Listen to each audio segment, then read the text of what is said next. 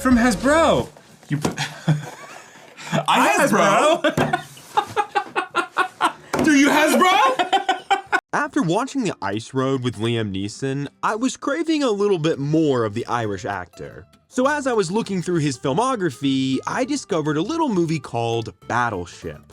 All I really knew about it was that it had Rihanna, the guy who played the worst live-action version of Gambit, and it was based off of the board game from Hasbro. The director, Peter Berg, is a longtime collaborator with my least favorite actor, Mark Wahlberg.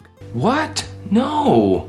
Weirdly enough, they mainly work together on movies that are based on true stories, like Deepwater Horizon, Patriots Day, and Lone Survivor. Now, I'm not even sure how you could take the premise of two people taking turns to guess spots on the board, hoping they hit your battleship so they can guess some more to eventually sink it, and turn that into a movie.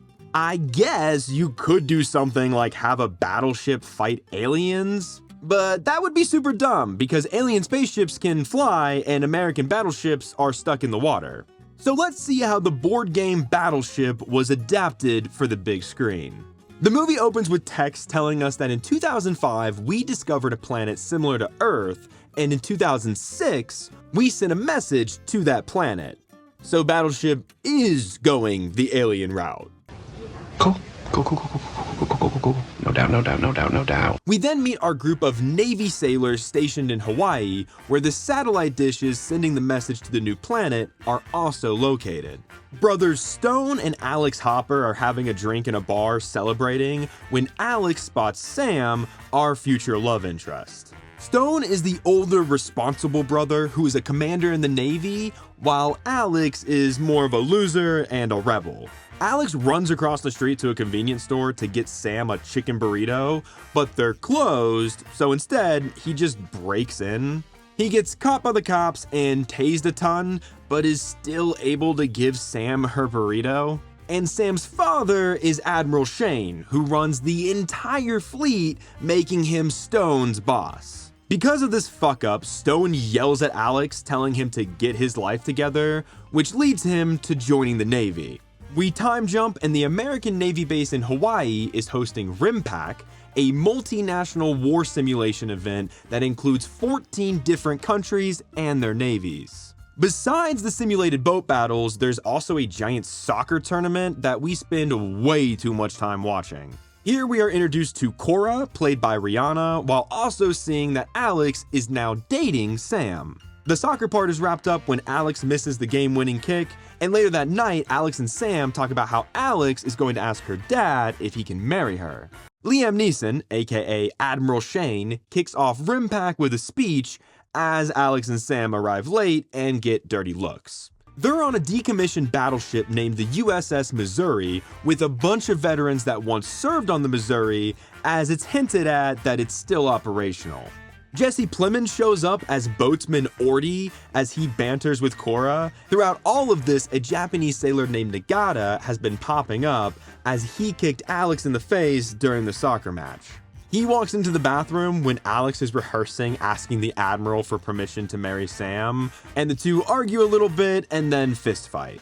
They are brought before Shane, who scolds them, and then he tells Alex that he's wasting his talents.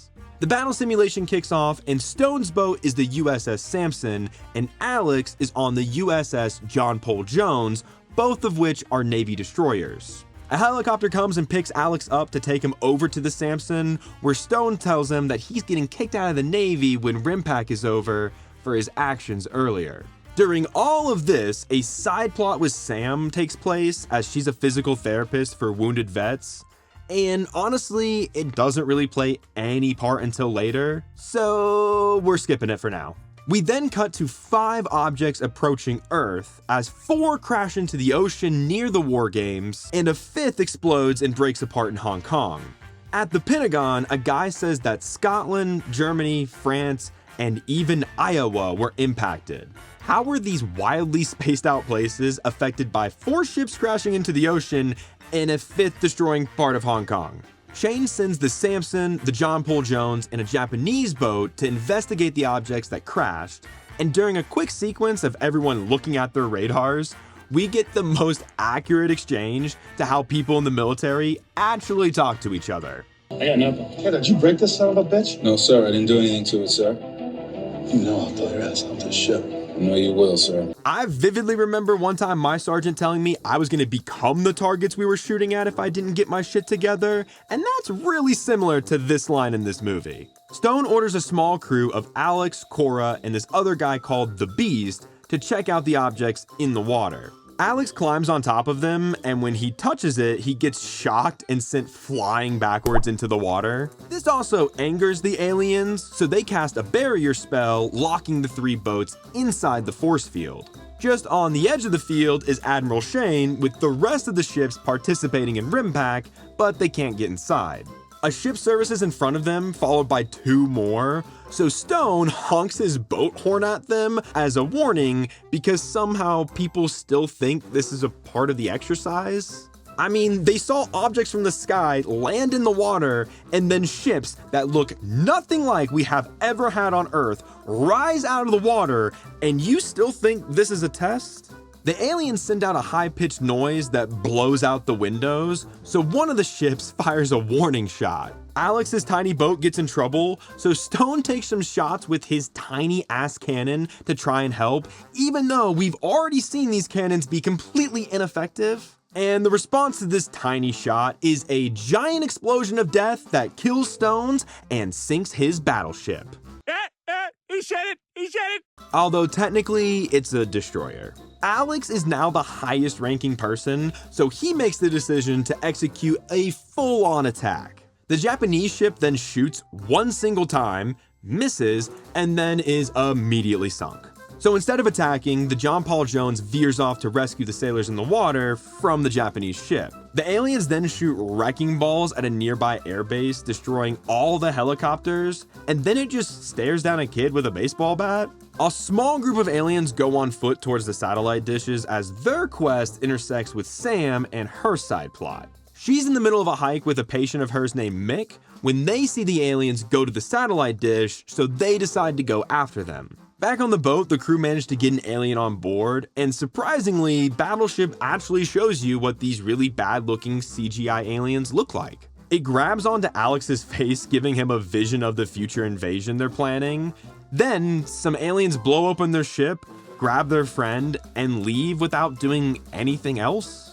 I guess it's so we can get a small sequence of an alien running around the ship attacking sailors, which ultimately ends when Cora blows it to bits with one of the ship's guns. Sam and her patient Mick run into a guy from the satellite outpost who thinks Mick is a cyborg and with the aliens because he has 2 metal legs.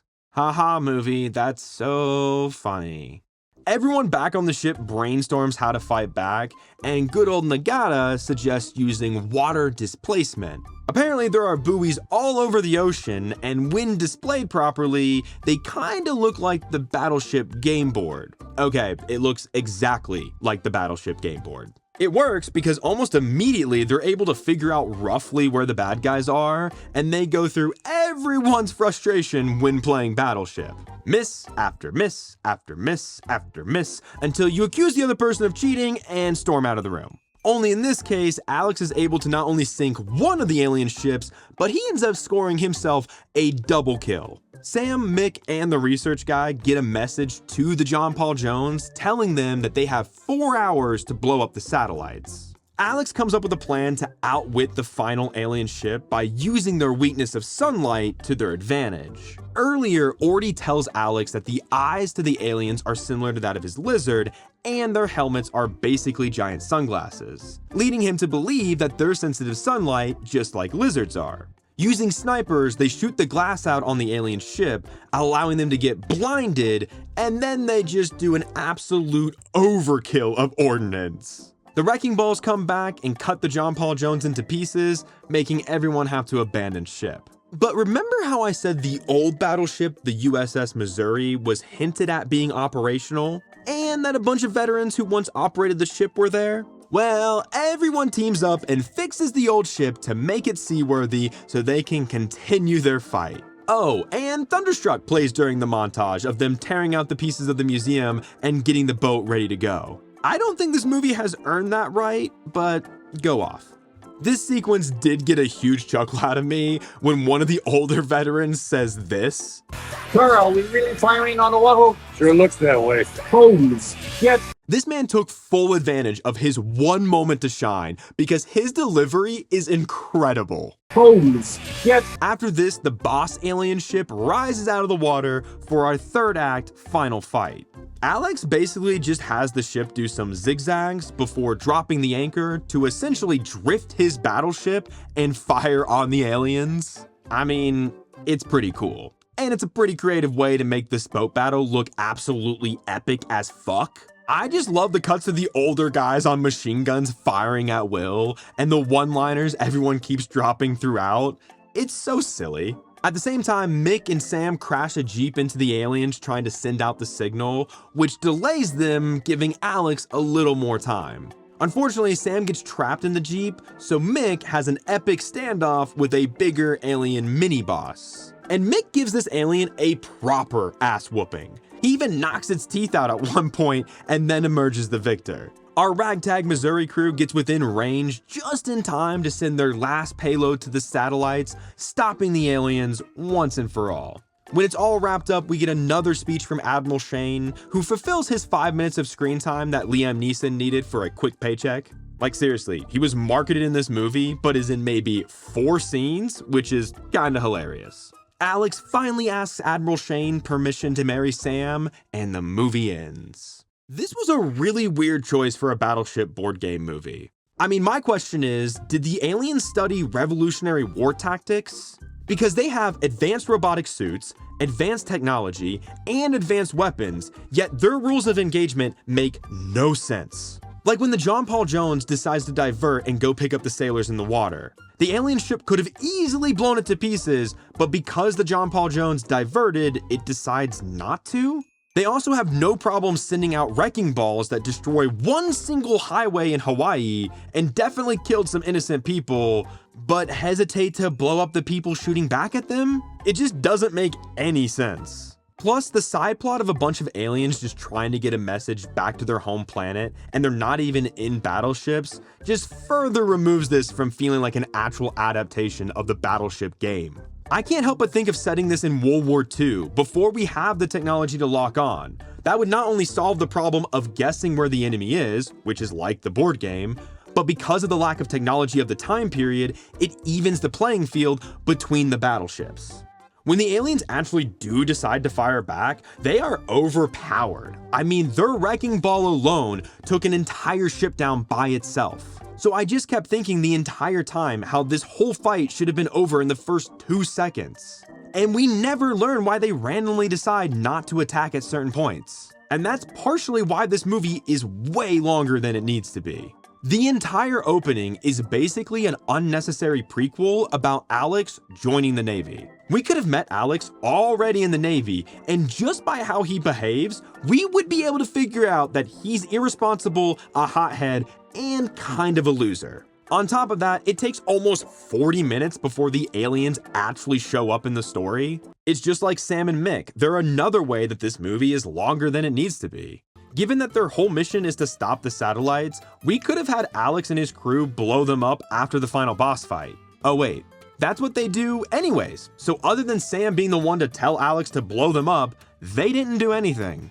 I did appreciate that Stone died in a really silly way. He just stands there with this blank look after he was built up to be some incredible commander. Like, we see that these boats have rockets that can very easily take out these alien ships, but instead, he shoots spitballs at them and doesn't use anything with more firepower.